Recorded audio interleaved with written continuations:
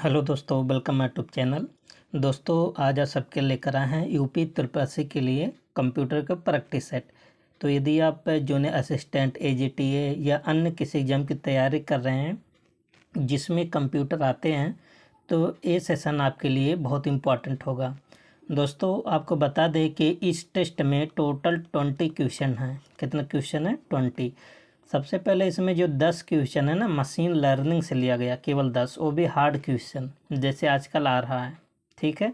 बाकी जो 10 क्वेश्चन होगा इसमें आपका ईमेल कवर होगा, एक्सेल कवर होगा, एमएस वर्ड कवर होगा, है ना, और एल्गोरिदम कवर होगा। बहुत सारे टॉपिक इसमें 10 क्वेश्चन डाले गए हैं। ठीक है। तो आज इसमें मेजॉरिटी है 10 क्वेश्चन किसका? मशीन लर्निंग का, एआई का। ठीक है। तो आप सब पूरे सेशन में बने रहें और आप सब भी अपना टेस्ट के माध्यम से आप सब खुद आजमाइए कि आप सबका कितना क्वेश्चन सही हो रहा है। ठीक है। तो चलते हैं क्वेश्चन की तरफ। आपका पहला क्वेश्चन है, देखिए, मशीन लर्निंग का ही है। कह रहा कि सुपरवाइज लर्निंग में लेवल डेटा का उपयोग होता है। देखिए, ये जो तीनों क्वेश्चन है ना, तीनों क्वेश्चन सेम टू सेम आपका आया था, किसमें? वीपीओ में आया था। ठीक है। तो ऐसा नहीं कि आज ही हम करवा रहे हैं एक क्वेश्चन सुपरवाइज, नहीं, इससे पहले कुल मिला के लगभग 33 सेट हो चुका है ना। आप सब प्लेलिस्ट में जाके शुरू देखिए, बहुत सारे क्वेश्चन ऐसे करवाए गए हैं, है ना। आप सब बीपीओ में देख रहे हैं, सेम टू सेम क्वेश्चन आप इस सेशन से आया था। तो बट आप सबको बाद में बताएंगे। और आप सब देखिए पहला क्वेश्चन। कह रहा कि सुपरवाइज लर्निंग में लेबल डेटा का प्रयोग किया जाता है। बिल्कुल बात सही है। आप जानते हैं मशीन लर्निंग 3 प्रकार का होता है ना। एक होता है सुपरवाइज, एक होता है अनसुपरवाइज, एक होता है रिइंफोर्समेंट, है ना। एक दोनों का मिक्सचर होता है जिसको होता है सेमी सुपरवाइज, है ना। जो सुपरवाइज अनसुपरवाइज का मिक्स होता है। सुपरवाइज में क्या होता है? लेबल डेटा यूज होता है। ठीक है। और अनसुपरवाइज में कौन सा डेटा यूज होता है? Unlabelled data. और रिइंफोर्समेंट किस पर काम करता है? पनिशमेंट पर आधारित या रिवार्ड पर आधारित काम करता है। आप सबको समझ में आ गया होगा।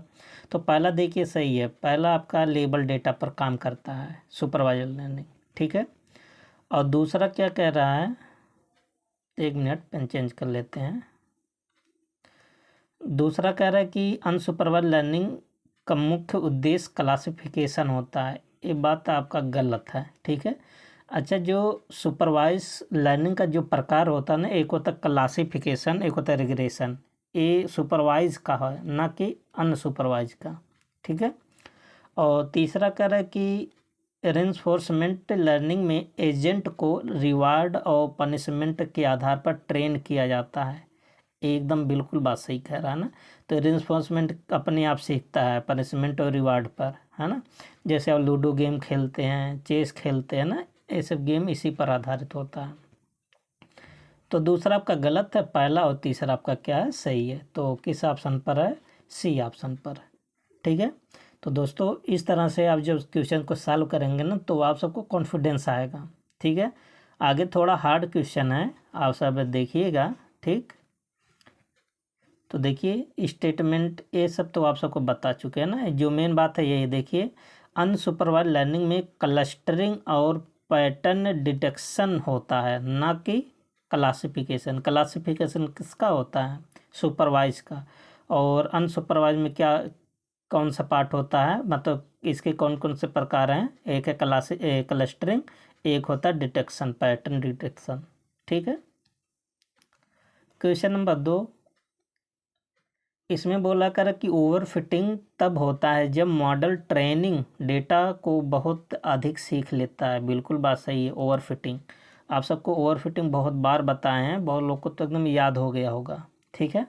ओवरफिटिंग क्या होता है? जैसे कहते हैं ना, अच्छा, ओवरफिटिंग से ही आप सब ध्यान दीजिए। कहते कि ओवर स्मार्ट, है ना। कहते ना, बहुत लोग को देखे हैं कि आता जाता कुछ ना, लेकिन एकदम तेज फेंकते हैं ना, कि हम ये कर लेते हैं, वो कर लेते हैं, हमें इतना आ रहा है, इतना नंबर आ रहा है ना, तो वो स्मार्ट बनते हैं। लेकिन जब उनको पेपर में बैठा दिया जाता है ना, तब उनका औकात समझ में आ जाता है ना, कि उनको कितना आ रहा है।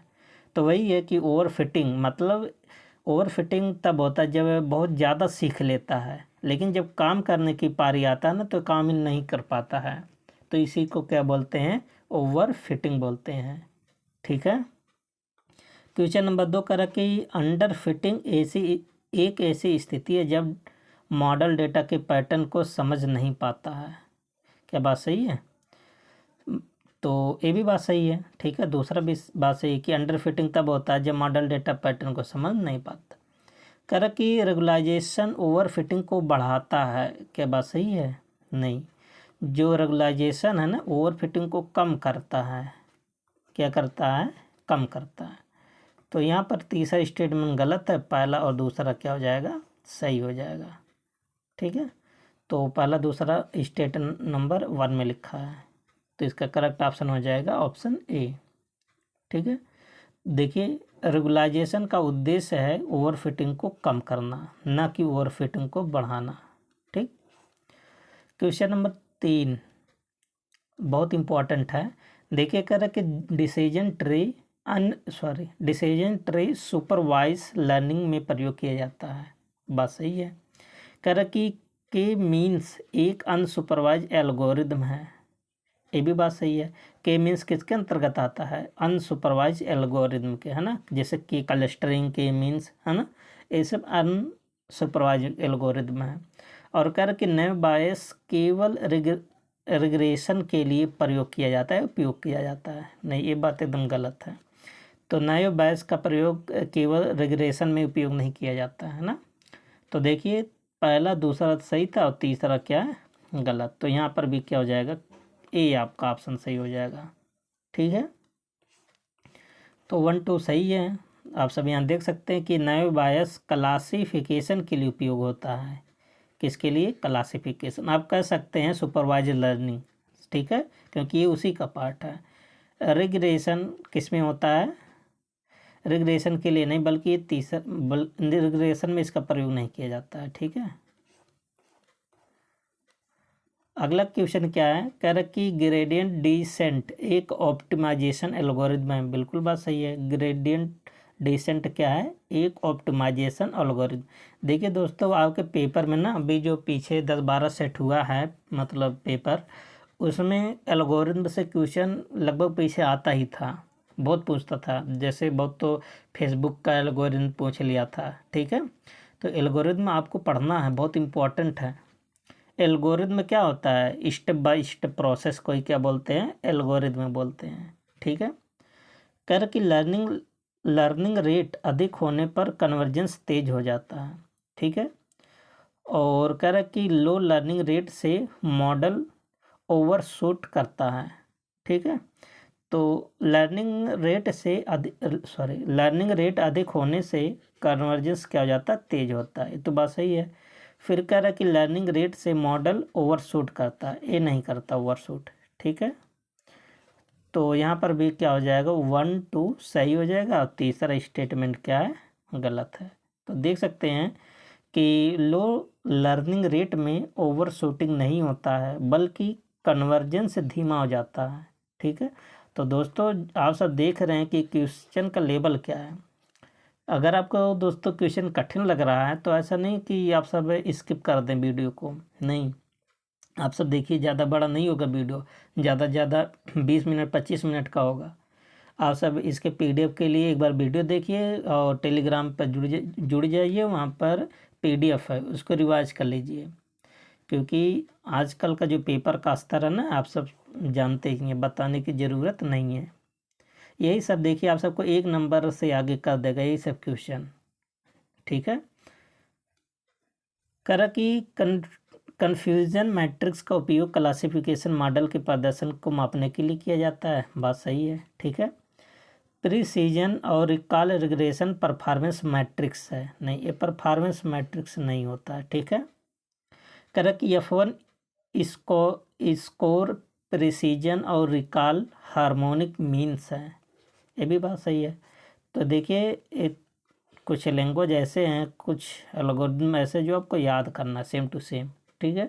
तो यहाँ पहला आपका सही हो जाएगा, ठीक है। 1 और 3 क्या है? सही है, ठीक।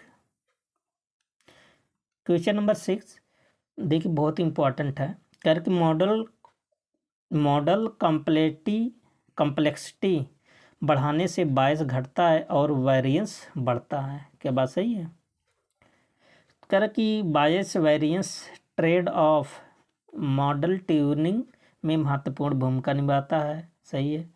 और कह रहे कि हाई बायस मॉडल्स कॉम्प्लेक्स परफॉर्मेंस को आसानी से सीखता है। देखिए यहाँ पे ये मिस्टेक है, यहाँ बोला कि हाई बायस मॉडल्स, जब हाई बायस मॉडल रहेगा जो डाटा देखिए कैसा कॉम्प्लेक्स प्रॉब्लम है, जब कॉम्प्लेक्स एकदम जटिल प्रॉब्लम है तो आसानी से नहीं सीख पाता है, ठीक है। तो यहाँ बी कौन सा आपका ऑप्शन हो जाएगा करेक्ट, ए हो जाएगा। तीसरा आपका मिस्टेक है और पहला दूसरा क्या है, सही है, ठीक है। तो आप सब यहाँ पर देख भी सकते हैं कि हाई बायस मॉडल सिंपल होते हैं, ठीक है, और कॉम्प्लेक्स पैटर्न को सीखने में असमर्थ होते हैं, आप कह सकते हैं मुश्किल होता है, ठीक है। क्वेश्चन नंबर 3 मशीन लर्निंग से भी है। अगला क्वेश्चन है, कह रहे कि फीचर स्केलिंग नॉर्मलाइजेशन स्टैंडर्डाइजेशन के माध्यम से की जाती है, सही है। फीचर इंजीनियरिंग केवल नेचुरल लैंग्वेज पर, देखिए ऐसा नहीं कि केवल नेचुरल लैंग्वेज पर आधारित है, ठीक है, बात गलत है। Principal component analysis dimensionality reduction के लिए प्रयोग होता है, ये भी बात सही है। तो दूसरा आपका मिस्टेक है, गलत है, और पहला और तीसरा क्या है, सही है। तो यहाँ पर ऑप्शन कौन सा बन जाएगा करेक्ट, बी। देखिए दोस्तों, ये सब क्वेश्चन आप सबको थोड़ा डिफिकल्ट लगेगा, लेकिन ये आपके एकदम सिलेबस के अकॉर्डिंग है, सेम टू सेम सिलेबस, एक भी क्वेश्चन सिलेबस के बाहर का नहीं है, ठीक है। तो ये सब एल्गोरिथम में आप सबके सब जो कीवर्ड है आप सबको याद ना चाहिए, एक बार दो बार जब देखेंगे ना, जब पेपर में आएगा तो इतना तो गेस तो लगा ही लेंगे, ठीक है। तो आप सब यहाँ देख सकते हैं कि फीचर इंजीनियरिंग सभी मशीन लर्निंग, ये मेल का मतलब मशीन लर्निंग मॉडल में प्रयोग की जाती है, ना कि केवल नेचुरल लैंग्वेज में, ठीक है। बहुत इंपॉर्टेंट सवाल है। अगला देखिए, ये तो सबको याद होना चाहिए, कह रहा कि मशीन लर्निंग में हिडन लेयर एक से अधिक होता है, एकदम बात सही है, ठीक है। जैसे डीप लर्निंग, मशीन लर्निंग, है ना। CNN मुख्यतः सिक्वेंशियल डेटा पर काम करता है, बात गलत है कि सही है। देखिए CNN सिक्वेंशियल डेटा पर काम नहीं करता, जैसे इमेज को पहचानने के लिए किसका प्रयोग किया जाता है, CNN का। अच्छा, जो आप सब अपने मोबाइल से फेस लॉक लगाते हैं ना, वो किसका पैटर्न होता है, CNN का, ठीक है। तो दूसरा गलत है, क्योंकि कह रहा सिक्वेंशियल डेटा इस पर नहीं होता। RNN टाइम्स सीरीज डाटा के लिए प्रयोग किया जाता है, ये बात एकदम सही है। तो RNN में क्या होता है, सिक्वेंशियल डेटा यूज होता है, ठीक है। तो पहला और तीसरा क्या हो जाएगा, सही हो जाएगा, पहला और तीसरा, सी ऑप्शन। जबकि इसमें दूसरा क्या है, गलत है, ठीक है। तो गलत क्यों है आप सबको हम बता दिए हैं। CNN मुख्यतः इमेज डेटा पर आधारित काम करता है ना, जो आप सबका फेस लॉक हो गया ना, इमेज आधारित पर हो गया। जबकि सिक्वेंशियल या टाइम सीरीज डेटा किसके लिए होता है, RNN।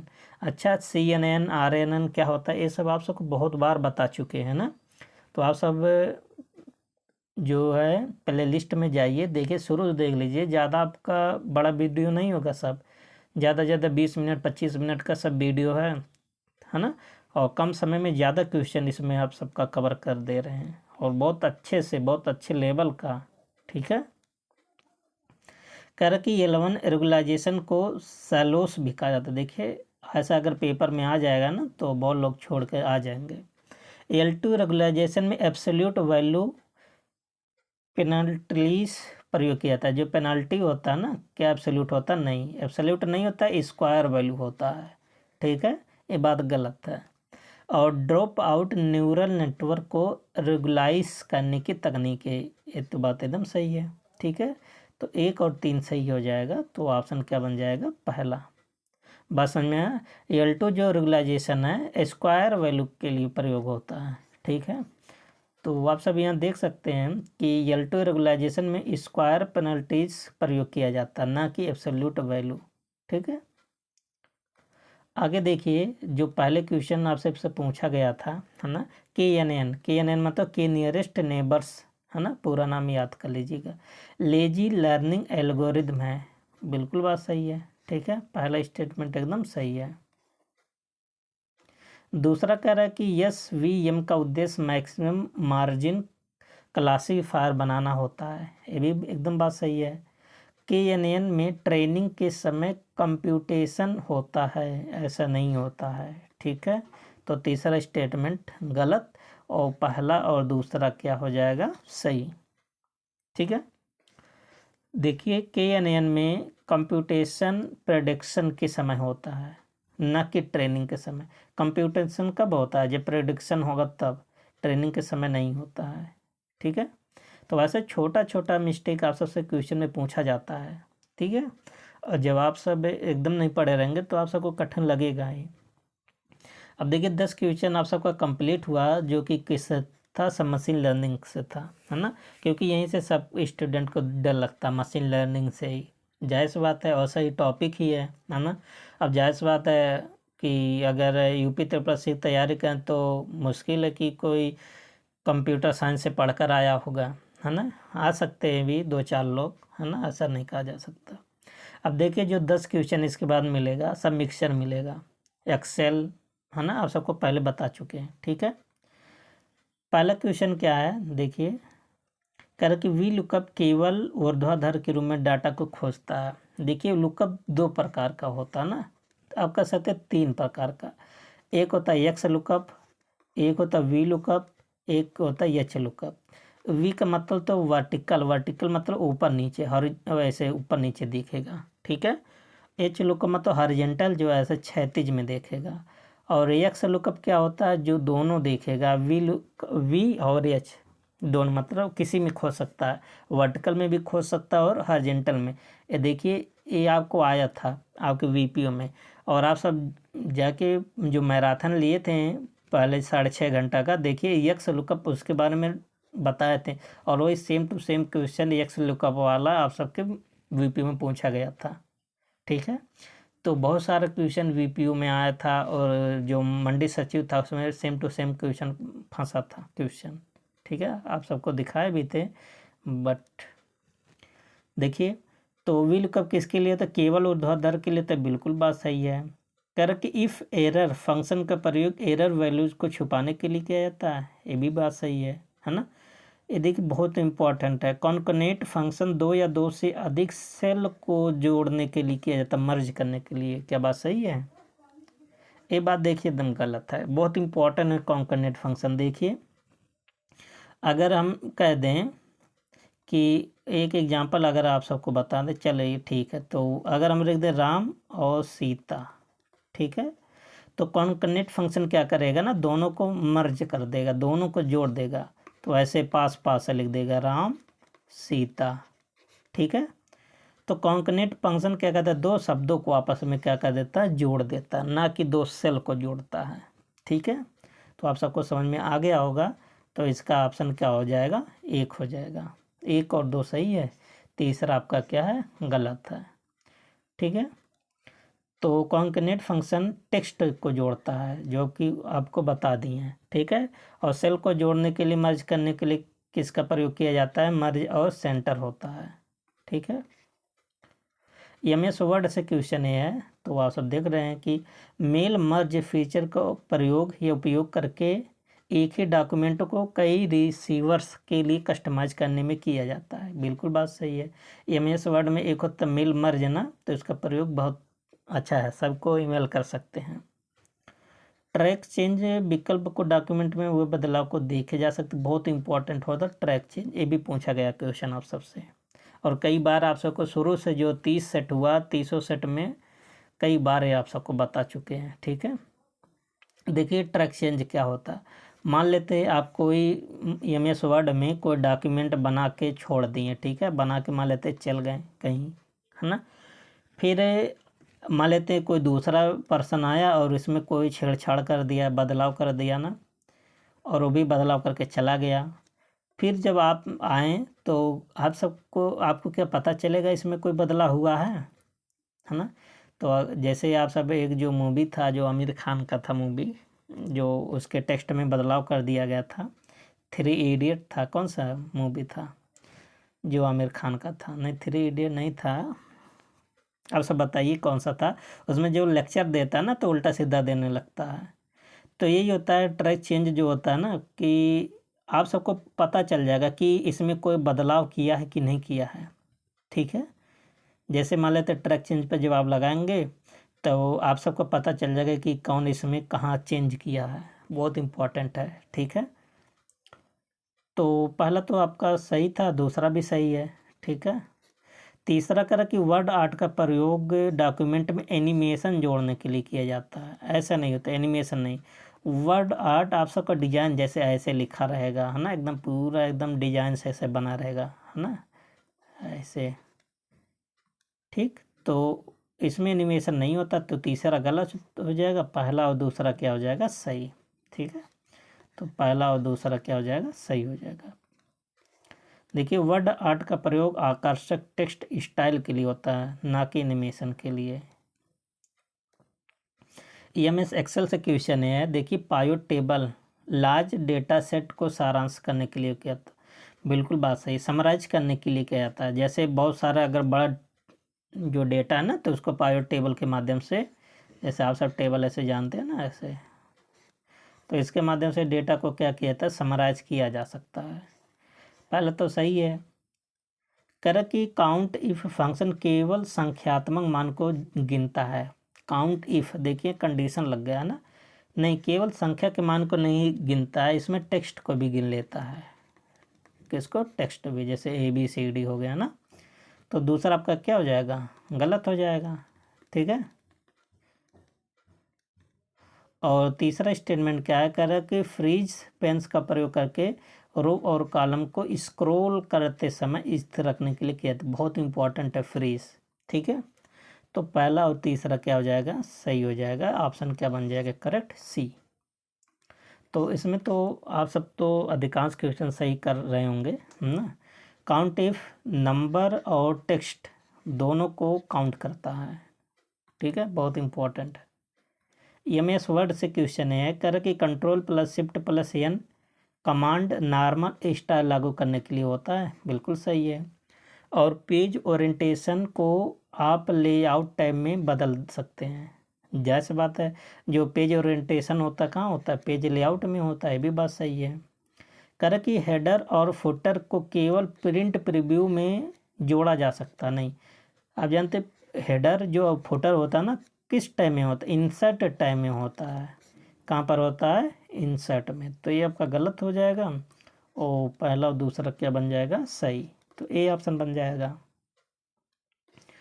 तो नेक्स्ट क्वेश्चन, तो आप सब देख सकते हैं कि हेडर और फुटर को कहाँ देखा जा सकता है, इंसर्ट टाइम में। MS एक्सेल से है, करके डाटा वैलिडेशन बहुत इंपॉर्टेंट है, से उपयोगकर्ता के इनपुट पर नियंत्रण किया जा सकता है, ये भी बात सही है ना। तो डाटा वैलिडेशन बहुत इंपॉर्टेंट है। कर कि कंडीशनल फॉर्मेटिंग से सेल का रंग, टेक्स्ट और नियमों के अनुसार बदल सकते हैं, ये भी बात सही है ना, कंडीशनल फॉर्मेटिंग होता है। कर कि एक्सेल में control plus shift plus semi colon, ये जो बना ना सेमी कॉलन है, देखिए शॉर्टकट करंट टाइम दर्ज करने के current time control plus semi colon का प्रयोग करंट डेट के लिए होता है, कितना के टाइम के लिए, बहुत इंपॉर्टेंट है। तो तीसरा गलत हो जाएगा, पहला और दूसरा क्या बन जाएगा, सही बन जाएगा। तो कंट्रोल प्लस सेमी कॉलन का प्रयोग क्या लाता है, इसके माध्यम से करंट डेट आता है। ठीक है, तो आप सब यहाँ देख सकते हैं कंट्रोल प्लस सेमी कॉलन से करंट डेट आती है। और करंट टाइम के लिए क्या होता है, shortcut control plus shift plus semi colon. ध्यान देना, अगर आपको टाइम लाना है तो कंट्रोल प्लस शिफ्ट भी लगाना पड़ेगा, तब सेमी कॉलन, बहुत इंपॉर्टेंट है, याद कर लीजिए सब। क्वेश्चन नंबर 16 ईमेल से है, कर कि CC मतलब कार्बन कॉपी में डाले गए व्यक्ति को ईमेल की मुख्य प्राप्तकर्ता जैसे प्राथमिकता मिलती है, ये भी बात सही है ना, कार्बन कॉपी होता है। एक होता ब्लाइंड कार्बन कॉपी, BCC में शामिल व्यक्ति को अन्य प्राप्तकर्ताओं के ईमेल एड्रेस दिखाई नहीं देते हैं, बिल्कुल बात सही है। अगर आप इसके माध्यम से ईमेल मान लेते बहुत लोगों के पास भेजते ना, तो किसी को नहीं पता चलेगा कि ये ईमेल किसके किसके पास गया है। ठीक है, जबकि अगर आप CC के माध्यम से भेजेंगे ना, तो सबको पता चल जाएगा कि किसके किसके पास ईमेल गया है, ये दोनों में अंतर ही होता है। ठीक है, आप वैसे भी जान सकते हैं ब्लाइंड कार्बन कॉपी होता है। ठीक है, आगे क्या है, तीसरा कह रहा है कि ईमेल अटैचमेंट का अधिकतम साइज सभी प्लेटफार्म पर एक जैसा होता है। तो दूसरा तो सही था ना। देखिए, जो आप जानते हैं कि ईमेल को प्रोवाइड करने के लिए केवल एक ही कंपनी नहीं, जीमेल बहुत सारा है, जैसे आउटलुक हो गया, जीमेल हो गया ना, तो सब प्लेटफार्म अपना अलग अलग फीचर देते हैं, अपना अलग अलग साइज देते हैं ना, कि आप इतने एमबी तक भेज सकते हैं। ठीक है, तो तीसरा गलत है, क्योंकि इसमें बोला है कि एक ही जैसा, मतलब सब प्लेटफार्म एक ही जैसा नहीं, सब प्लेटफार्म में एक ही जैसा नहीं देते हैं, अलग अलग देते हैं। ठीक, पहला सही हो जाएगा यहाँ पर। तो आप सब यहाँ देख सकते हैं कि अटैचमेंट साइड जो होता है प्लेटफॉर्म, जैसे जीमेल, आउटलुक पर निर्भर करता है, ये समान नहीं होता है। ठीक है, अलग अलग कंपनी अलग अलग साइज देते हैं। अगला क्वेश्चन है एआई से, है आर्टिफिशियल इंटेलिजेंस से। ठीक है, कह रहे कि वीक एआई को नैरो एआई भी कहा जाता है। एकदम बात सही है ना, वीक एआई को क्या बोला जाता है, नैरो एआई। कह रहा कि आर्टिफिशियल जनरल इंटेलिजेंस एजीआई अभी तक पूरी तरह से विकसित हो चुका है नहीं, अभी तक पूरी तरह से भी विकसित नहीं हुआ, अभी एक प्रोसेस में है। ठीक है, अच्छा, जो आप सब गूगल सर्च करते हैं आजकल, जो भी यूज होता है, जैसे गाड़ियों में यूज होता है, ऑटोमेटिक घरों में फीचर है ना, तो वीक एआई यूज होता है। तो आप सब जान सकते हैं, जो वीक एआई इतना यूज हो रहा है, और जब एडवांस लेवल का एआई प्रयोग होगा तब क्या होगा, ये तो अभी तो वीक एआई है। ठीक है, तो दूसरा गलत है, कह रहा है कि एआई का प्रयोग भाषा अनुवादक और चेहरा पहचानने में किया जाता है। ये भी बात सही है, बहुत इम्पोर्टेंट है। ठीक है, तो पहला और तीसरा क्या हो जाएगा, करेक्ट। अभी वीक एआई इतना धमाका मचाया हुआ है ना। कह रहा है कि एजीआई अभी थ्योरेटिकल स्तर पर है, पूरी तरह से विकसित नहीं हुआ है। ठीक है, क्योंकि ये सब एडवांस लेवल के हैं। क्वेश्चन नंबर 18 ईमेल से है, कह रहा कि SMTP मतलब simple mail transfer protocol email भेजने के लिए प्रयोग किया जाता है। बिल्कुल बात सही है। और POP3 पोस्ट ऑफिस प्रोटोकॉल 3 के या वर्जन 3 और IMAP दोनों ईमेल प्राप्त करने के लिए किया जाता है। ये भी बात सही है। ठीक है, अच्छा, POP3 क्या कहता है ना, ये जो है डाउनलोड कर लेता है, उसके बाद डिलीट कर देता है। ठीक है, अच्छा, ये देखिए तीसरा उसी का लिखा भी गया है, IMAP में ईमेल सर्वर से डिलीट करने पर भी लोकल कॉपी बन जाती है। इसका काम ये नहीं होता है, POP3 का काम होता है। ठीक है, तो यहाँ पर पहला और दूसरा क्या हो जाएगा, सही। कौन सा हो जाएगा ऑप्शन, पहला ऑप्शन सही हो जाएगा। ठीक है, तो बहुत इंपॉर्टेंट क्वेश्चन है। IMAP सर्वर बेस्ड होता है, डिलीट करने पर लोकल कॉपी भी हट सकती है, POP3 में लोकल कॉपी बनी रहती है। ठीक है, क्वेश्चन नंबर 19 AI से है, कह रहे कि मशीन लर्निंग AI का एक सबसेट है। ये तो क्वेश्चन डायरेक्ट यही पूछा भी गया है। ठीक है, कह रहे कि डीप लर्निंग में मैन्युअली फीचर एक्सट्रैक्शन आवश्यक होता है। ये भी नहीं, देखिए कहा कि मैन्युअली, क्या आप डीप लर्निंग में सब मैन्युअली फीचर एक्सट्रैक्शन करते हैं, नहीं करते ना, मैन्युअली नहीं होता है।